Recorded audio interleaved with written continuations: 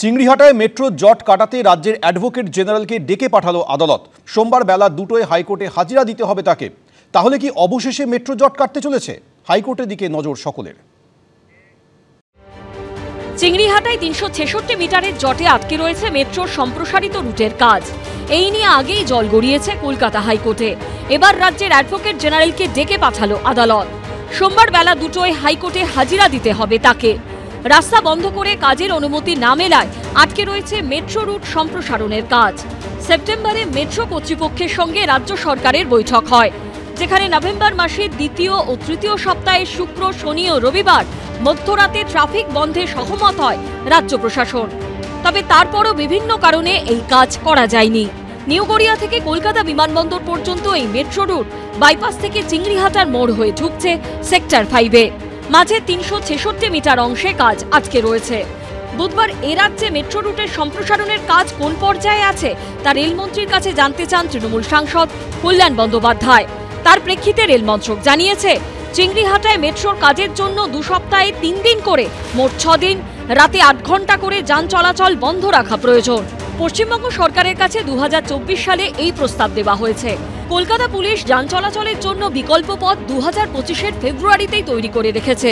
No objection সার্টিফিকেটের জন্য একাধিকবার রাজ্য সরকার ও কলকাতা পুলিশের আধিকারিকদের সঙ্গে বৈঠক হয়েছে, কিন্তু 10 মাস ধরে এনওসি পাওয়া যায়নি। এবার সোমবার হাইকোর্ট কি বলে সেদিকেই নজর সবার।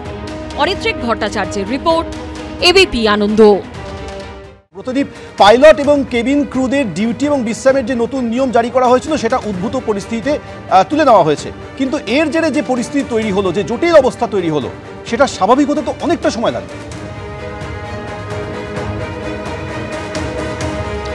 দেখো, আপাতত যেটা কলকাতা বিমানবন্দর এবং ইন্ডিগো সূত্রে জানা যাচ্ছে যে ডিজিসি এর যারা আধিকারিক তাদের সঙ্গে বৈঠকের পর ইন্ডিগোর তরফ থেকে জানানো হয়েছে যে এই নির্দেশ প্রত্যাহার হলে আজ মধ্যরাতের পর থেকে পরিস্থিতি অনেকটাই স্বাভাবিক হতে শুরু করবে এবং তারা সময় চেয়েছিল ফেব্রুয়ারি মাসের 10 তারিখ পর্যন্ত।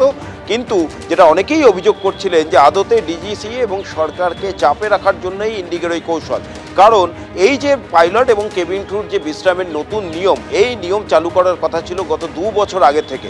শেষ পর্যন্ত সেটা নিয়ে মামলা হয় এবং লাগাতার এই বিমান সংস্থাগুলির তরফ থেকে অনুরোধ করার পর সেটাকে পিছিয়ে 2024 সালে নিশ্চিত করা হয়েছিল যে 2024-এর নভেম্বর মাস থেকে চালু হবে। কিন্তু পরবর্তীতে আবার সেই দিনটা পিছানো হয় এবং সেইটা অবশেষে চালু করা হয়েছে চলতি বছর অর্থাৎ 2025-এর 1 নভেম্বর থেকে। এখন সেখানেই প্রশ্ন, এতদিন ধরে যে নিয়মটা চালু করার কথা হচ্ছে এবং যেটা 1 নভেম্বর চালু হবে দীর্ঘদিন আগে থেকে জানা, তা সত্ত্বেও কেন ইন্ডিগো সেই নিয়ে আগে থেকে কোনো ব্যবস্থা করলো না? তাদের যে কর্মী সংকট হবে এটা তো আগে থেকেই আশঙ্কা করা যাচ্ছিল এই নতুন নিয়ম চালু হলে। তাহলে আগে থেকে তারা কেন কর্মী নিয়োগ করে এই ব্যবস্থাপনাটাকে ঠিকঠাক রাখলো না? সেখানেই অনেকে অভিযোগ তুলছিলেন যে এটা আসলে ইন্ডিগো জেনে বুঝেই করেছে সরকারকে চাপে রাখার জন্য। কারণ এই ধরনের পরিস্থিতি হলে যদি এইভাবে ফ্লাইট বাতিল হতে থাকে, ডিলেড হতে থাকে, সাধারণ মানুষের একেবারে নাকাল পরিস্থিতি তৈরি হবে, এটা জানা কথাই। এবং তখনই সরকার চাপে পড়ে এটা প্রত্যাহার করতে বাধ্য হবে এই আশঙ্কায় করছিলেন অনেকে, এবং সেটাই কিন্তু শেষ পর্যন্ত ঠিক হলো। পাইলট এবং কেবিন ক্রুদের বিশ্রামের জন্য পর্যাপ্ত বিশ্রাম নিয়ে যে নতুন নির্দেশাবলী তারা দিয়েছিলেন সেটা কিন্তু অবশেষে তারা প্রত্যাহার করলেন। এবং এখন যেটা জানা যাচ্ছে কলকাতা বিমানবন্দর সূত্রে যে আজকে মধ্যরাতের পর থেকে হয়তো সেই পরিস্থিতি কিছুটা স্বাভাবিক হতে পারে, এমনটাই আশ্বাস পাওয়া যাচ্ছে ইন্ডিগো কর্তৃপক্ষের তরফ থেকে। কিন্তু আজকে সকাল থেকে যে ছবিটা তোমাকে একবার জানিয়ে রাখি, এখনও পর্যন্ত অর্থাৎ দুপুর 12টা পর্যন্ত যেটা দেখা গেছে কলকাতা বিমানবন্দর থেকে 19টি ফ্লাইট এখনও পর্যন্ত বাতিল হয়েছে, আর বাকি যেগুলি রয়েছে সেগুলো ডিলেড চলছিল। তার মধ্যে বেশ কিছু ফ্লাইট আরও আগামী কয়েক ঘন্টায় যে ফ্লাইটগুলো একেবারেই প্রদীপ, অর্থাৎ একের পর এক ইন্ডিগোর ফ্লাইট বাতিল হওয়ায় চূড়ান্ত হয়রানির শিকার হচ্ছেন যাত্রীরা। তোমাকে আপাতত ধন্যবাদ। এদিকে আজ সকালে বিমানবন্দরে এসে অসংখ্য যাত্রী জানতে পারলেন যে তাদের ফ্লাইট ক্যান্সেল হয়ে গেছে। কি অভিযোগ তাদের, শুনুন। আপনার যে বন্ধুদের ফ্লাইট তো বাতিল হয়েছে, এখন বিকল্প কি করছে? বিকল্প এখন একটাই ফ্লাইট আছে, অলমোস্ট 18,000 রুপিস, বাট অন্য ফ্লাইট অলমোস্ট 50,000, 37,000, যেটা 10,000 টাকায় হয়ে যায়। Almost 3 times 4 times the price has hiked. So জানি না তারা যেতে পারবে কি না, এখন অপশান পাবো কি না। মানে অন্যান্য সমস্ত বিমান সংস্থায় এরকমই high price? Almost all the airlines are showing very high price, almost 36,000, 50,000, যেটার দাম 10,000, 10,500 টাকায় কেটেছি। That has 5 times 3 times their price is showing high. সাধারণ লোক যাবে কি করে? সবারই কিছু না কিছু কাজেই যাচ্ছে, তাই না, যাতে তাড়াতাড়ি পৌঁছাতে পারে। But unfortunately this things are happening. ইন্ডিগোর যে ফ্লাইট ক্যান্সেল হয়েছে তারা কোনো বিকল্প কোনো ব্যবস্থা দেয়নি?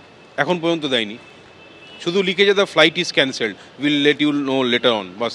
আর কোনো অপশন মানে কিছু দেয়নি। আর বাকি কোন ফ্লাইট কি করছে, nothing has been revealed. Indigo क्या बोला? वो लोग कुछ नहीं बोला है, कैंसिल हो रहा है। अच्छा, जाना था, वो कहाँ जाना था? Imphal we have struggle where we'll go, we don't know. They don't provide any matters, but it seems there is some cabin crew, lack of cabin crew members. No compensation. We will be going back by train.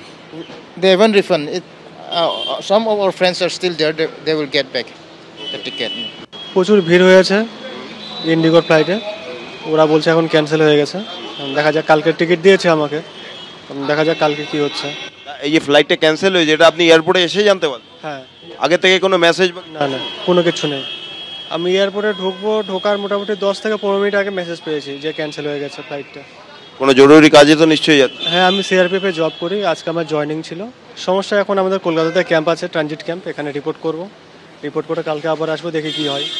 এখন যদি ওনারা আসতে দেন তো যেতে পারবো, না হলে এখান থেকে ট্রানজিট ক্যাম্পের মাধ্যমে যেতে হবে। আগে থেকে তো জানানো উচিত, তার মধ্যে আমরা এমন একটা গুরুত্বপূর্ণ জবে আছি, না গেলেও অনেকটাই সমস্যার সম্মুখীন হতে হয়। তার মধ্যে বছরের শেষ, আমার জন্য আরেকজনের ছুটি ক্যান্সেল হয়ে যাচ্ছে, এটা দেখা উচিত। मुझे दिल्ली जाना था। मेरा एग्जाम है कल, लॉ का एग्जाम है ना। देखो, इन्होंने कल रीशेड्यूल किया। कल का फ्लाइट जो मेरा पहला था वो कैंसिल करके रीशेड्यूल कर दिया। अब आज मैं जब यहाँ पहुँच रहा तो वापस कैंसिल कर दिया। अब ये कौन सी बात होती है? अब मैं वापस वहाँ जाऊँगा कैसे? रिफंड हो गया, बस पेमेंट रिफंड हो जाएगा, नो रीशेड्यूल। और आगे की फ्लाइट भी कैंसिल है शायद, और भी पूछा था मैंने, मुझे बोला मुझे अल्टरनेट ऑप्शन तो नथिंग, कोई ऑप्शन नहीं है। एग्जाम कल का अब रहेगा, बस कैंसिल ही होगा। वो अब तो जा ही नहीं सकता, एक्सेस ही नहीं है कोई। अब इतना हाईली चार्ज है, 40,000 50,000 मैं थोड़ी पे करूँगा। कितना टिकट लिया? मतलब अभी जो मैंने पहले टिकट लिया था वो 7-8,000 में लिया था, पर अब जो चार्जेस हो रहे हैं वो 40,000 50,000 में दूसरी एयरलाइंस में, तो वो थोड़ी शिफ्टिंग करूँगा मैं इतना सारा। यहाँ से दिल्ली का, कोलकाता टू दिल्ली कितना दिखा है? 36,000। एबीपी आनंद एगिए थाके एगिए राखे।